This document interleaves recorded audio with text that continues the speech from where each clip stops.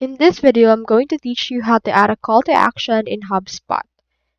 So in order to do that, first, head over to the marketing and then locate CTAs.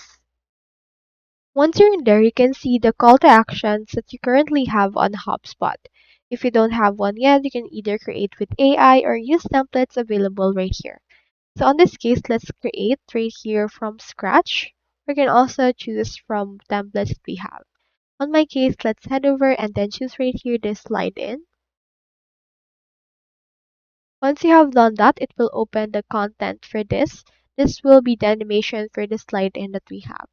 Now, for this case, you just need to design it how you want it to appear. So you can add audios, you can change the headings, change the image, as well as change the link associated to this. So you just edit it however you like, and once you're done, you just need to save your CTA, add it to your page, blog post, or email using the editor itself. Just review and publish it once you're done. Then once you're done with this, just head over and publish it now.